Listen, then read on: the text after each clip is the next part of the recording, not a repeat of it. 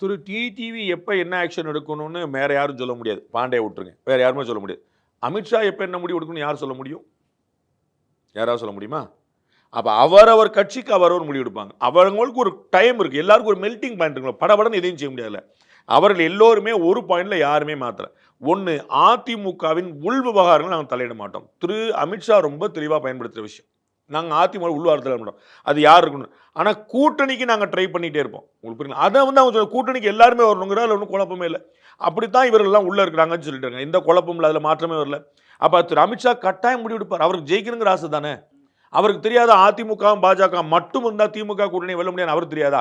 இவ்வளவு பெரிய விஷயங்கள் நடந்துட்டு இருக்கக்கூடிய அமித்ஷாக்கு, இந்தியா முழுக்க எல்லாத்தையும் தீர்மானிக்கக்கூடிய அமித்ஷாக்கு, அவரை நம்பித்தான் நாங்கள் கூட்டணி வந்தோம்னு சொன்ன திரு டிடிவி தினகரனுக்கு அமித்ஷாவுடைய கணக்கு பத்தி தெரியாதா? இன்னைக்கு அவர் என்ன சொல்றாரு? நீங்க நினைச்சீங்களா நான் என்டிஏ கூட்டணியில இருப்பேன் அப்படின்னு சொல்லி?